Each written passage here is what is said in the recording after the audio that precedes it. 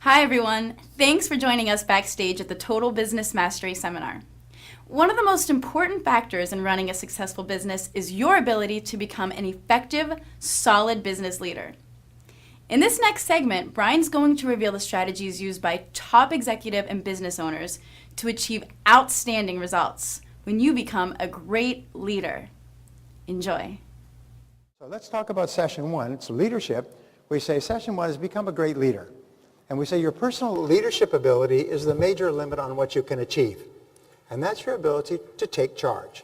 It is basically your ability to accept complete responsibility for yourself and your whole life. If you can do that with no excuses and you know exactly what you want to accomplish, you immediately move to the top. And it's interesting. It's not politically correct, but I want to explain this to you. If we look at animal life on Earth, we start with the plankton, a single-cell organism, and then we have amoeba, and then we have multiple cells, all the way up to the human being. And we assume that the human being is the highest level of development of organisms on the Earth, the most complex. And it is, however, people then stop without realizing that we have very low levels of human beings as well, primitive people who live in the jungles and so on. And as you move up through your own effort and the development of your own mind, you move to higher and higher levels of human beings. And your evolution is completely under your control. So we have in our society and in this room people who are developed to a very high level. And worldwide, there are people, nuclear physicists, great scholars, Nobel Prize-winning mathematicians. These people are a lot higher up than the person in the New Guinea woods living on pig poop. My point is that we continue to grow and rise amongst human beings to the degree to which we work on ourselves. And working on yourselves means seeing yourself as in charge of your own life and having a very clear goal or purpose and then working toward that on a continuous basis. That moves you up. It makes you a better person, a happier person, a more productive person. It gives you more energy. It strengthens your immune system. It releases endorphins in your brain so you're happier and more creative by the very fact of taking charge of your life and working towards something that's important to you. You become a leader by deciding to become a leader. So we say that leadership is the most important factor for business success. When the team is losing, they don't fire the team members. They bring in a new coach or a new general manager. Leadership is the ability to get results. Now, I have worked in this subject for years, and I've read all the books I've written. My book, by the way, How the Best Leaders Lead, was ranked in New York as the #1 business book of the year last year. So I know the subject a little bit. And people say, well, be a leader and lead and so on and so forth. But leadership to me can be distilled to a single concept. It's the ability to get results. If you can get the results that are expected of you in your position, you're a leader. And leaders emerge when people need other people to get results. 3, leaders have a clear vision of the future. They know where they're going. They have a clear major goal for themselves and or for their business. Leaders have the courage to take action with no guarantee of success. This is one of the most important of all success principles, is that there's never any guarantee that you'll be successful. As a matter of fact, there's a very high likelihood that you will fail at least the first few times out. The greatest successes have been the greatest failures over and over again. The famous story by Thomas Edison when he had conducted 5,000 experiments seeking for the proper filament for an electric light bulb. They sent a reporter out to his factory in New Jersey from New York, and they said, Mr. Edison, why do you persist after 5,000 failures in this oddball idea? Everybody knows human beings are meant to light their way through life with kerosene lanterns and candles. And he said, you don't understand. He said, I have not failed at all. I have merely identified 5,000 ways that will not work, which puts me 5,000 ways closer to the way that will work. It's just a matter of time. And he had a basic rule. He said, once I have decided to invent something, I will not stop until I am successful. And so he kept sending people back to the drawing boards over and over again. I will not stop until I'm successful. So therefore, whenever you try something, and everybody here has failed countless times, let's just realize that you've identified at that time one more way that will not work. And so that puts you one step closer to the way that will. And going back to that concept of 3 feet from gold, each time you dig a new hole, you could be getting just a little bit closer. And maybe all you got is dirt when you dug that hole, but you could be just a little bit closer to to hitting the mother lode.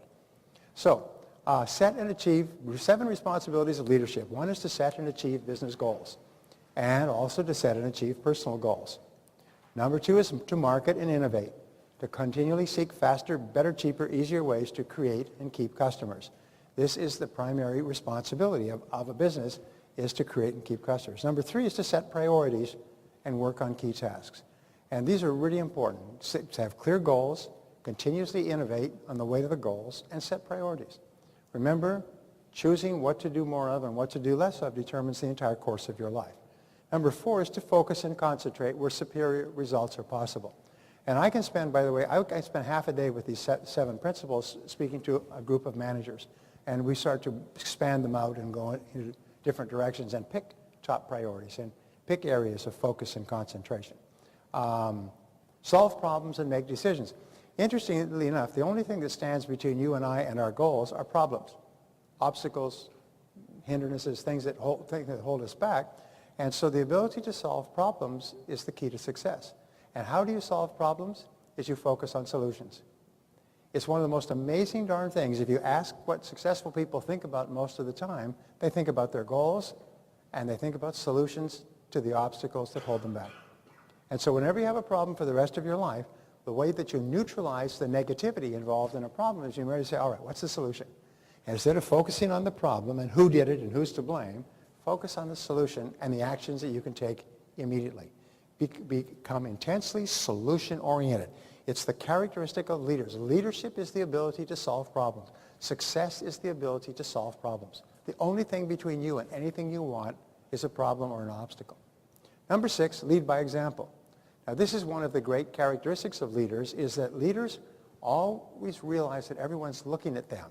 And so they carry themselves as though if everyone behaved like me, then this would be a better world. This goes back to the great philosophers. And here's the question. What kind of a business would my business be if everybody in it was just like me? And that is a great question. What kind of a family would my family be if everyone in it was just like me? What kind of a country would my country be if everybody in it was just like me?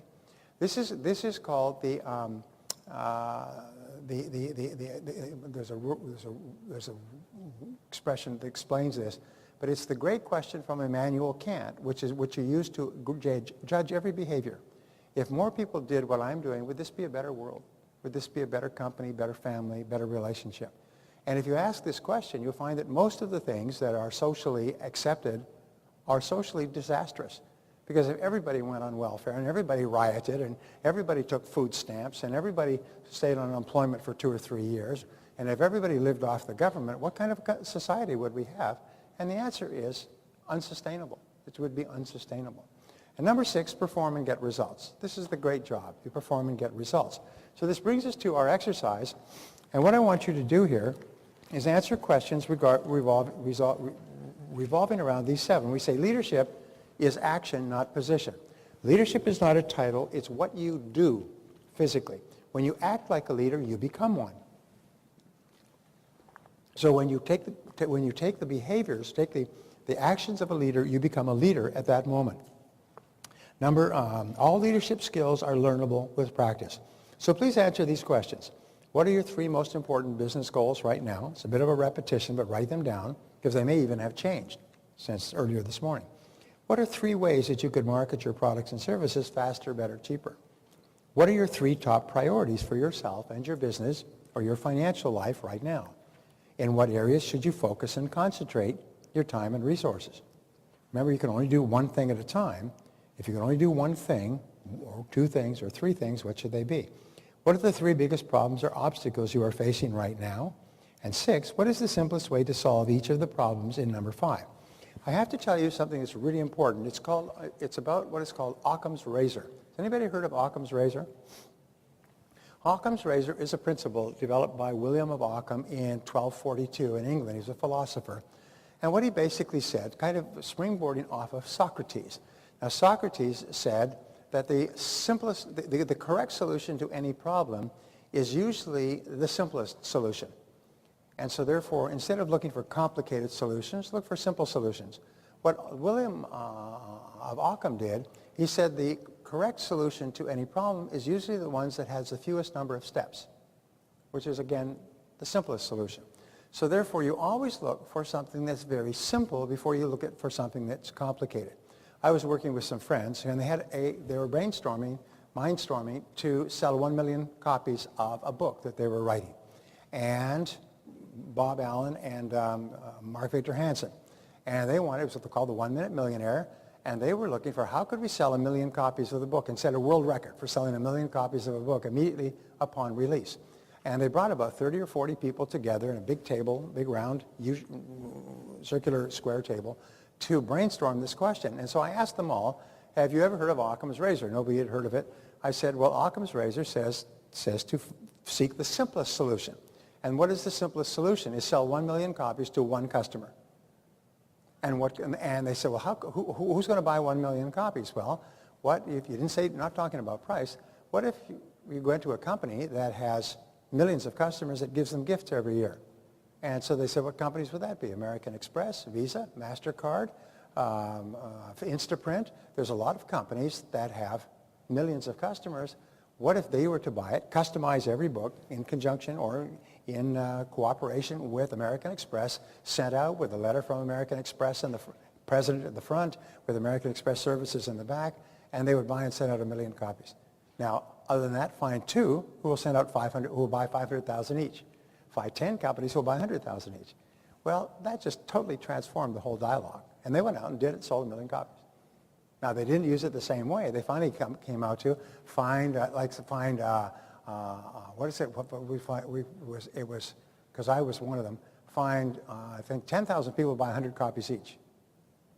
And so they went to all of their friends everywhere, gave them fabulous discounts and everything else, and we all bought 100 copies and gave it to our friends as gifts. And they sold 1 million copies.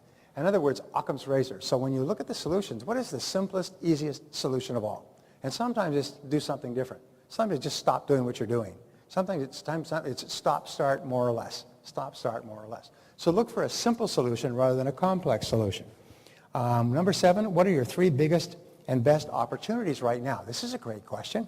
Number 8, what step could you take immediately to take advantage of these opportunities? What 3 behaviors of yours are most important in setting a good example to others? Number 10, and what are the most important results that are expected of you? And what one action are you going to take immediately as a result of your answers to these questions? So please begin.